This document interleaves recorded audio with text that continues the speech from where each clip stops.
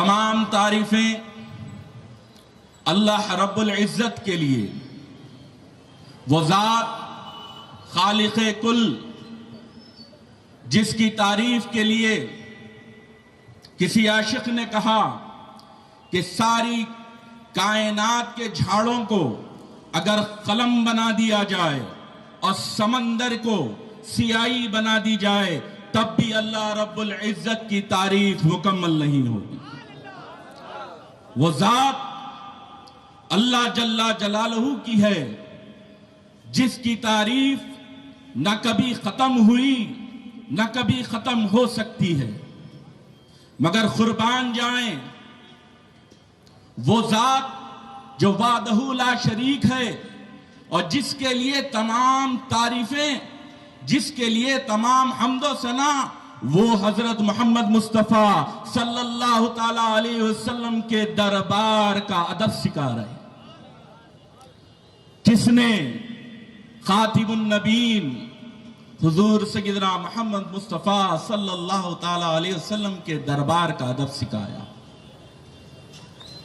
سرکار پاک علیہ السلام کے دربار پر گھر کے باہر، آسان زبان میں کہوں کہ نبی پاک علیہ السلام کے گھر کے باہر کچھ صحابہ اکثر اور بیشتر نبی پاک علیہ السلام کے دیدار کے لیے تڑپتے اور آقا کے گھر پر تشریف لاتے، حاضر ہوتے، اور کبھی کبھار آواز لگا دیتے کہ یا رسول اللہ انظر حالنا، یا حبیب اللہ اسمع قالنا، کیا یا رسول اللہ ہم پہ نظر کرم فرمائیے، ہم مشتاق ہیں، آپ کا چہرہ دیکھنا چاہتے ہیں۔ یہ صحابہ جو نبی کے در پر آ کر اپنی حاجت بیان فرما رہے ہیں، مگر حاجت بیان کرتے ہوئے ان کی آواز دربار رسالت میں زیادہ لاؤڈ ہو گئی،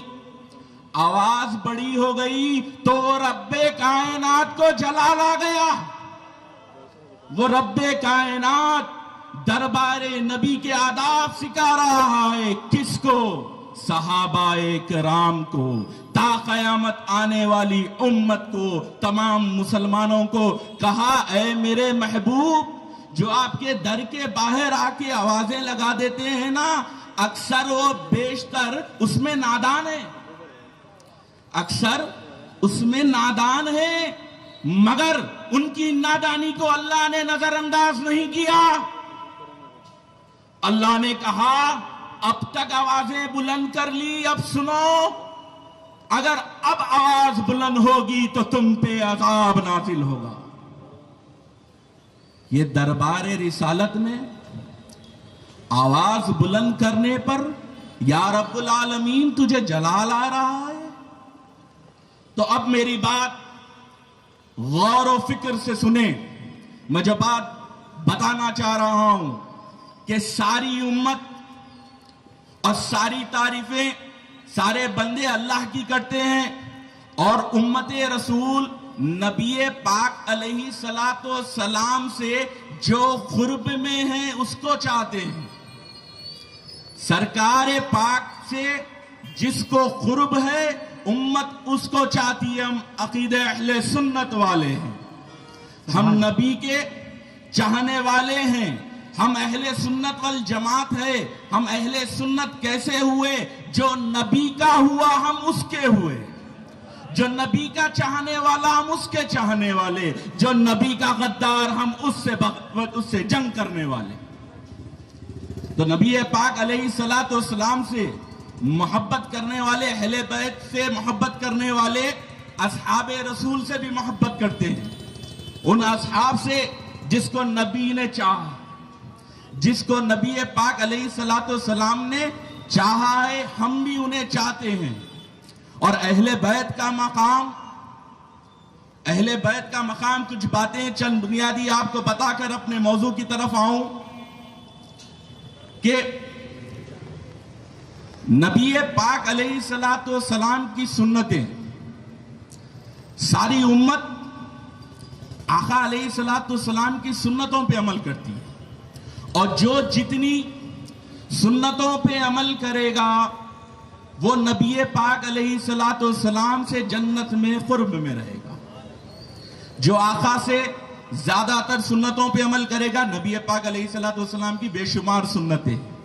میرے آقا مسکرا کے کسی اپنے بھائی کو دیکھ لینا وہ بھی سنت ہے. بیمار کی تیمارداری کر دینا میرے آقا کی سنت ہے. یتیم کی دستگیری کرنا میرے آقا کی سنت ہے. بیوہ کی دستگیری کرنا میرے آقا کی سنت ہے. الغرض ہر مظلوم کی مدد کرنا نبی پاک علیہ الصلوۃ والسلام کی سنت ہے. بے شمار سنتیں ہیں. کوئی کہتے ہیں داڑھی رکھنا میرے آقا کی سنت ہے، حق میرے آقا کی سنت ہے، مسواک کرنا میرے آقا کی سنت ہے، اپنے مومن اپنے پڑوس کے ساتھ اچھا رہنا میرے آقا کی سنت ہے. تو یہ تمام سنتیں امت نے اپنائی، صحابہ نے اپنائی، تو اہل بیت نے بھی اپنائی. جب یہ سنتیں سب نے اپنائی تو وہ قرب میں ہیں، مگر نبی رحمت للعالمین ہیں.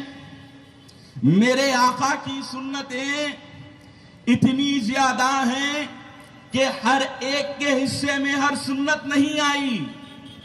توجہ، ہر ایک کے حصے میں ہر ایک سنت نہیں آئی، کیونکہ ہر سنت پہ عمل کرنے والا ویسا اللہ نے پیدا ہی نہیں کیا.